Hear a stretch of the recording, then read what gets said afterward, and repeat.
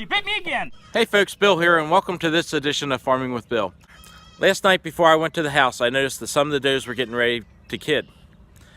And the way I could tell this is their udder about doubled in size from the day before. So that means that they're coming into milk and they're getting ready to have their kids. So if you can hear in the background, we already have one. So let's go and see what we got. So here's the first mom. She has triplets. And just looking from back here, she has at least 2 bucks. And I'm not sure what, and 1 doe. So she had them overnight. It's about 7 in the morning, so she had them probably between 5 and 6:30. Everyone's up and getting dried off. She still has a little bit of work to do, but they're trying to find those teats and get their first meal of their life. Okay, so here is the second one that I think will kid today. You can see that her udder is nice and full of milk, and she's been off to herself a little bit when I got here this morning, so hopefully by this afternoon she'll have her kids. She's got a lot of swelling in her rear, which means that everything's expanding, getting ready for the birthing process. Okay folks, it's lunchtime. So I've come back over here to the farm to check on the doe that had the triplets this morning and see if number 105 is progressing in her labor. So I found the kids. Everyone seems to be doing fine. This one right behind me here, if you can see it, where they're right there. It was laying straight out, or laying out flat. Looked like it was dead. I was a little worried because I didn't want to show you all that. I know. It's a fact of farming that sometimes they perish, but not something that I really wanted to show. So thank the Lord he's still alive. So we're gonna get him up, get him over with his siblings, which are right over here, and make sure that they've all nursed. It's been about 5 hours since they were born, so we want to make sure that they're getting that vital colostrum. The colostrum provides antibodies that helps makes them immune to different things around the farm. So the colostrum will give them immunity to different bacterias and other things around the farm, and it'll help them grow up to be strong, and it's vital in keeping the goats healthy. Okay folks, well, mom isn't cooperating. I can't get close to her to make sure that the kids can get on the teats. So we're gonna catch her, or we're going to try to catch her and take her into the barn where I have a little bit more control over her and put her in one of the kidding pens so the kids stay close to her and have more of a chance to get onto the teats.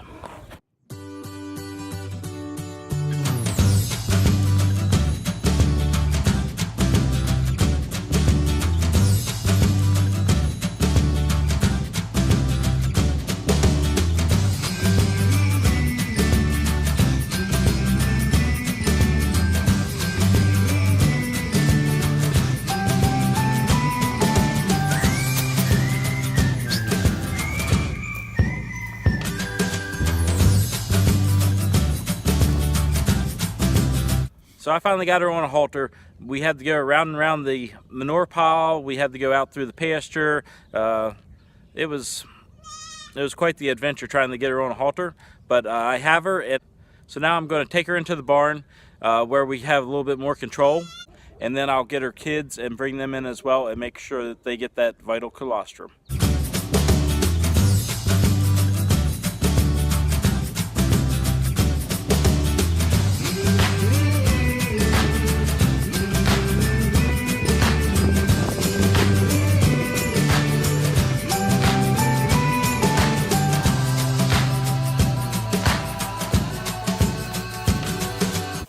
Okay, so we got mom in the barn.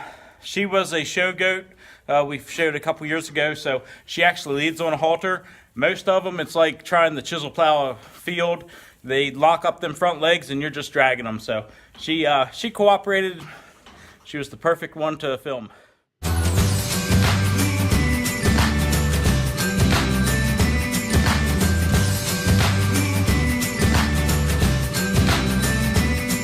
Okay, so we got everyone in the barn here.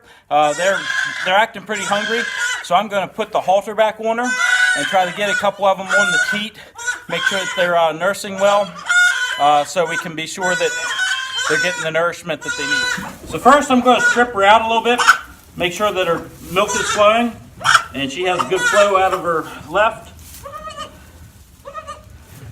Not much flow out of her right, which makes me believe that they've nursed some out of the left, but not out of the right yet.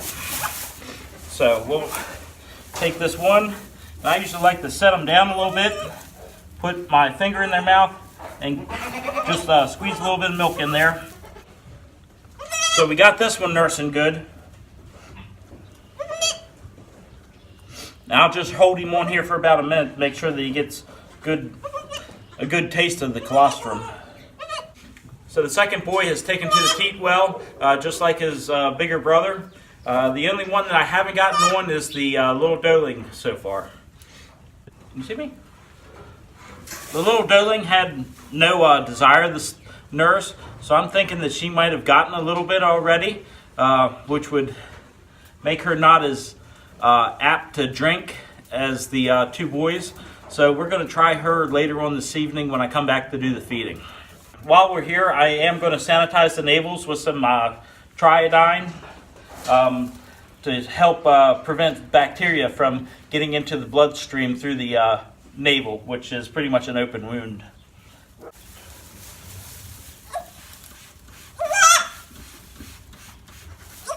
So the lunchtime update on number 105 is she's still pregnant.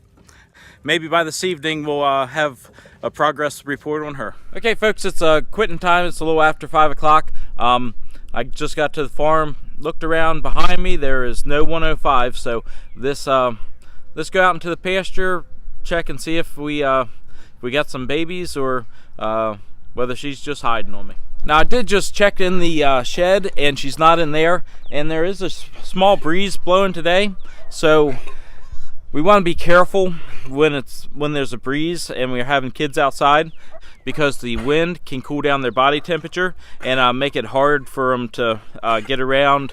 It just hampers their ability to get a good start to life. So this, I think I see her, so let's walk over here and see what we have. And these kids are already up and starting to nurse. Watch, look at this. So she had them out here, and she does have a little bit of cover. Right back there is a old feed bunk in the middle of the pasture that was used for feeding silage. So it looks like she does have a little bit of cover for them that prevent the wind from directly hitting them. But it looks like they're up, trying to get their first colostrum. So we're going to let her go. I need to go and feed the cattle some hay anyway, so we're going to let her be, and I'll bring you back when we get ready to bring her into the barn with her kids, so they have a nice warm place to sleep over the night. So I'll be back. So I did get curious to see what she had, and you gotta see this. Like, this is one of the more protective mothers that we have. So when I come over here to try to reach the baby and see what's going on, look at that. Did you see her grab my arm? Let's get a little bit better view. So I'm over here, I'm touching the baby. Look at this. She's just biting at me.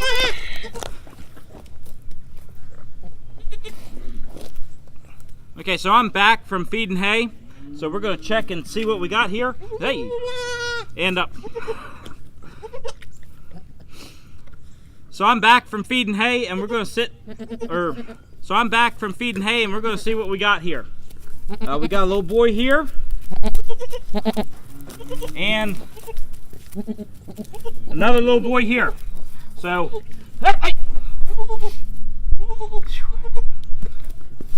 ow! She bit me again.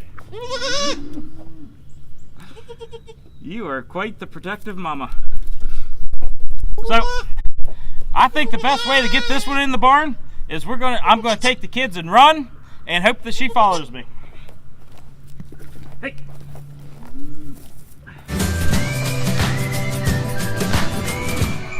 Come on, mama.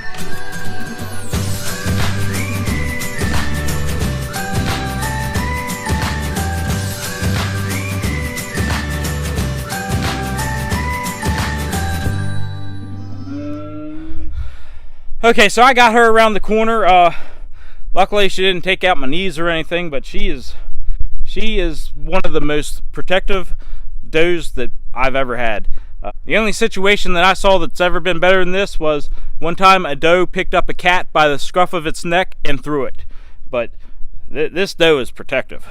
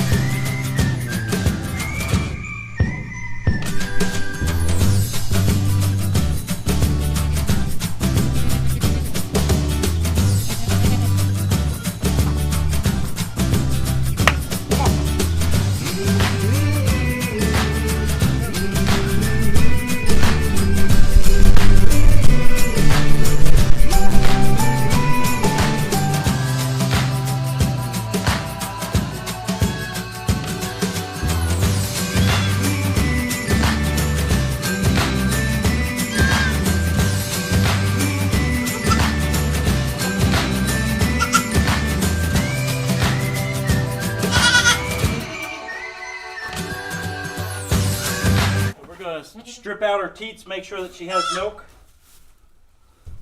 Hey, one good sign when I checked the far teat, it was wet and it wasn't swelled up, so that means that they've been nursing on that teat.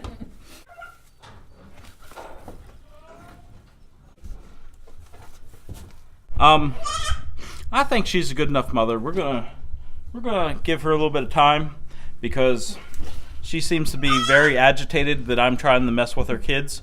So let's just let her mother them. She has 4 teats, and the smaller ones they should have no trouble getting onto and getting a little bit of milk until they build up the strength to get onto the bigger ones. And they've already been on the one big one. So I'm going to spray them with iodine real quick, and we're just going to let her go. Okay, so the last thing we're going to do today is we're going to make sure that these triplets have nursed again. Remember at lunch we saw the 2 boys nurse, but not the girl. So the girl's sitting right here at the teat, so let's see if we can get her one there and make sure that she's gotten her nourishment. Well, this little one, he has no trouble finding the teat on his own, so that's a good sign. So we got both kids on, or both boys on, one on each side right now, so that's another good sign. The little girl here, I haven't seen her nurse, but she does have a belly on her like she has nursed, so I'm not terribly worried, but it's always good when you can see it with your own 2 eyes that they've nursed, so you have that reassurance that they're going to be okay. Well, folks, I hope you enjoyed today's episode. I don't think we're going to have many as exciting as this one. That doe is quite protective, and she's worse than any cow that we had this year. So, but it's good that we got that on camera. I hope it gave you some laughs. I wasn't afraid, but when you have an animal with horns like a goat, you do have to be careful because she could have poked me in the eye, or if they get enough momentum going, they could gore you and cut you. But I felt pretty safe. She was just trying to protect her babies, and she wasn't getting overly aggressive. So all turned out well. So I hope you enjoyed today's video. It was very exciting to have a set of triplets and a set of twins. The kidding in April is going a lot better than it did in February. We're having a lot of multiples and good healthy kids, so I'm really tickled with that. If you like today's content, please hit the like button, and until next time, I'll keep on farming.